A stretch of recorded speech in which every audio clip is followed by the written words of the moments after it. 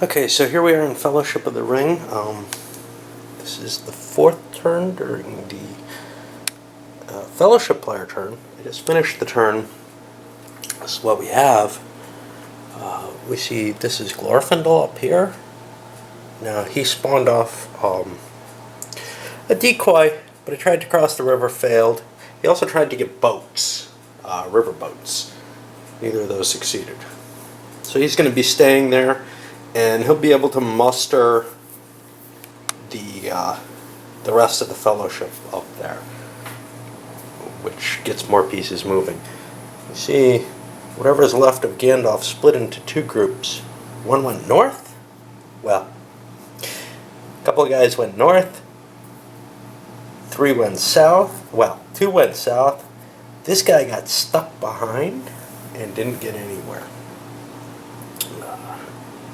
Just the nature of the beast. They couldn't cross the river. Up here we see somebody has taken the Grey Haven ship, which you can get automatically, generated a rumor, and split up into these special sea zones. Those sea zones have no natural chance of search.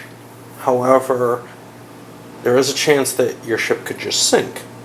The Grey Haven ship, which they took, cannot suffer that fate in these.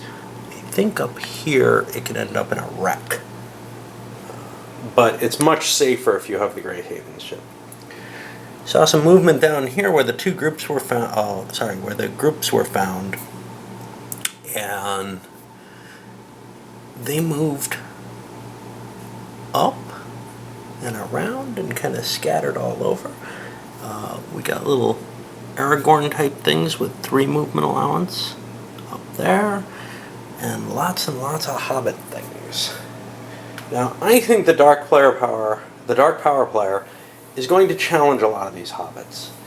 He's pretty sure there was a decent amount up here, and he knows that one of these two is real. And I think he may well challenge most of the rest of these Hobbits, because they're just decoys. Letting them bum around too much will only serve to confuse. Alright, on to the Dark Power player. So on the Evil player turn, he searched 2 areas, one of which both succeeded. The first one, he activated the Saruman units in terms of being able to move. He also mobilized this and this, one of which has to be a rumor if he's mobilizing too, from what I understand of the game.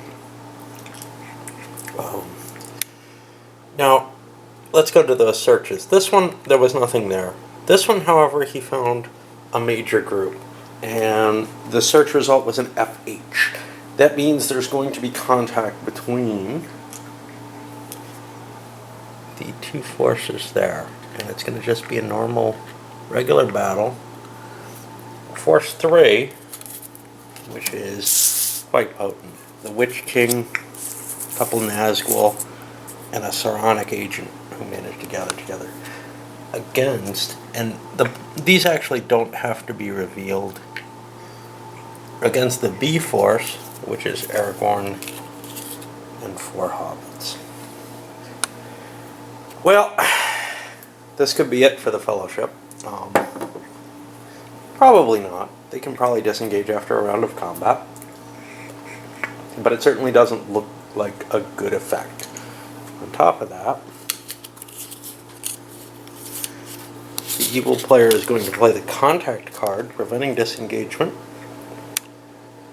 on the first combat round. And he may hold the rest of his cards. The Fellowship player, on the other hand, is going to play the counterattack, and that increases the OBs, and that's all he wants to play. He'll set up the combat and start from there. So here's our initial setup. The Fellowship player hid the Ring Bearer because he has penalties facing Nazgul and doesn't want to be on the line. But the rest of the Hobbits and Aragorn are going to face straight up. They're going to attack. We'll see what they can do. Actually, I really want to kill the Witch King, but he's so potent, I don't think I can. So I'm going to put the hobbits all up against the Nazgul and just try to reduce their ability to do damage at all. Instead, I'm pretty much sacrificing some hobbits here, I think. So in the Fellowship attack, and remember they had this counterattack which gives plus to their attack values. Aragorn bravely killed the human, leaving the hobbits to all the Nazgul, and Merry managed to get a hit on the Witch King for whatever that's worth. But the rest of the Nazgul survived. They're actually not that hard to hit. It's just they're hard to kill. They have high endurance. Of course, so does Aragorn. So now the Witch King is going to be able to open up with an area attack because he's got magic. And I think he'll probably take advantage of that. The others are going to just out and out straight up attack. I have some repositioning that I may be able to do. No, because I can't withdraw them from their locked in combat position. So it's pretty much straight up as it is. Well, the evil player whiffed completely and didn't hit anything. Even the Witch King's area effect spell. That's kind of a shame for them. And so I moved Aragorn over to help Pippin and pick on one of the Nazgul. Now, I found something which I forgot about. The Nazgul use, I did not forget about. The Nazgul use their mounted combat because they're on board their horses. But the key, the hobbits have, well, Aragorn has After Rivendell, and actually there's an optional rule to make that just about any elven haven. He can get his sword reforged, and that would give him greater values. Right now he's just fighting with torches or whatever. And the hobbits also get an advantage once they've been to havens.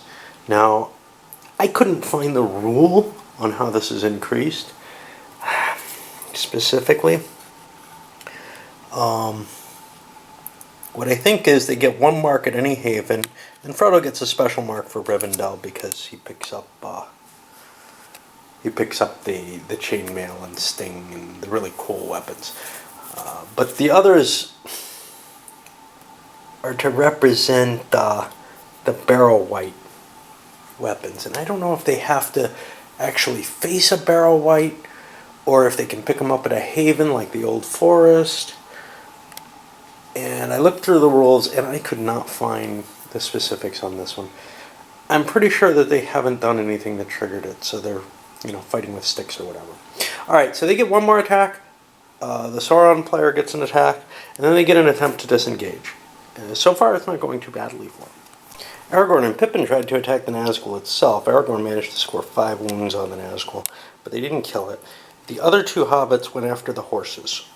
The hope there being if they can wipe out a horse, they can force that Nazgul on the long journey home to grab a flying steed. So at the completion of the Nazgul attacks, Sam has taken 4 normal wounds from the area effect attack and 3 poisoned wounds from the Nazgul actually attacking. Aragorn, being the brave soul that he is, chooses to lead the rest of the hobbits away from Sam's body, letting the Nazgul